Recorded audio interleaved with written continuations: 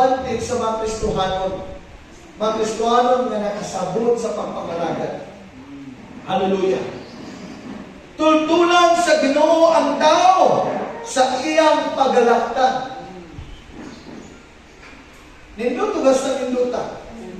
Ano na alaw, Ben? Kung ikaw, nagnakaw ka sa kalugar mo niya, what kay direction? Ano na alaw? Unsa kay posibleng mahitabo nimo kung naakasaw sa kalugar, ay hinugdumihan, nakitang tanan, strangers na ta.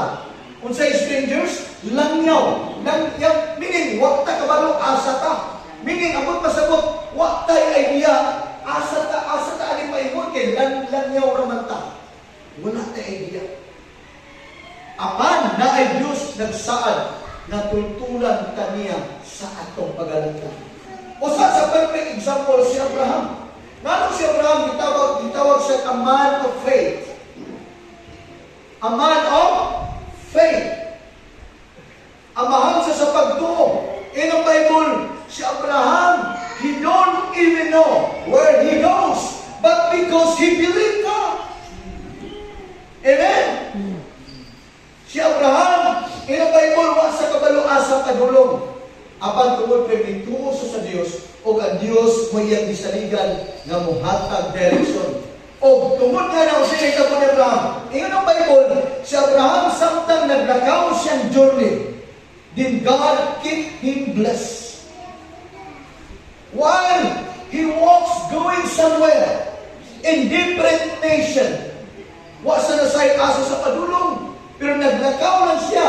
O ingon ang Bible, naipulong si Abraham na samtang naglakaw siya, months after months, years after years, nagkadaghan ang iyang livestock, nagkadaghan ang iyang maidservant, nagkadaghan ang iyang katawan. That's how the Lord blesses us as we walk by faith. Amen? May pulong ka pagtuo atong puhunan, pero nahimulong ka, uy, nagkabalo na ko ani, uy, di-bless pang muskino, nagnindot man ang dagat sa kong kinabuhi. Amen. Wala ko ani sa una. Mao taon niya kung mo sa una. Apan naglakaw na mas pagtuo. Si Lord na diay kay pulong ka. Gihatay sa Ginoo, ginahinay sa Ginoo, giplaster sa Ginoo. Amen. Your life future is brighter than your past. Amen. Amen. Unsa daw? Ang imong kaugmaon mas hayag pa kaysa imong kagahapon. Unsa na imong kagahapon? Ngayon ka nga, kanyato, muragwaan yung ko'y panganlis kinabuhi, pastor. Kanyato, muragwaan. Okay na sa una, pastor. Kaulan ko, daog na. Pero karon, samtang ang usap ang imong mentality. Naglakaw ka like Abraham. Amen. Naglakaw ka, may mo ang kinabuhi Kristohanon. Living my faith. Hindi mo kayo mong kalang sumana po. Amen?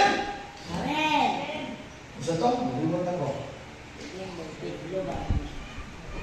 Ang tinabuhi na to, natong kaugmaon na kaisunan, hayag pa sa atong kagahapon. Tungod kay posible kanyan to, lahi ang atong way of thinking.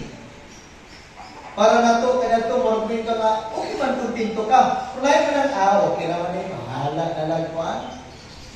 Kung sa pinasiaw pa, balag saging, basta labing.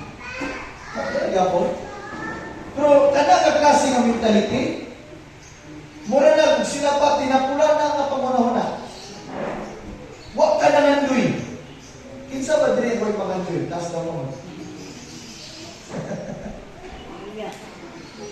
Mga kaisunan, sikrito sa mga taong Kristohanon, mangandoy ka. No, practically, nga nung kinananta mangandoy o mga milagro sa kinabuhi. Now, butang din si Puno na, isa yung kita, magununan ka na, mura magbita ngayon po, ngayon mangandoy, pastor, mo manang kayo. No. Nakasabot si Lord daan na to. Unang-una, yung sabi ko tayo ng nandoy, nga mauna itong kahintang karawa man. Amen? Kung mauna yung natong dangalan karawa, man na nandoy na, pero dili ta mo close diya, dili ta mo human diya. Karon, Ang kanindot kay naay paglaom, naay sikretos kinabuhi, naay ang pulong. Na nganong mangandoy ta ang milagro? Nganong mangandoy ta ang milagro? Why we desire for more? Nganong naggandoy ta og daghan? Tungod kay naatay Diyos ng kalahanan. Tungod kay naatay Diyos na makahimo.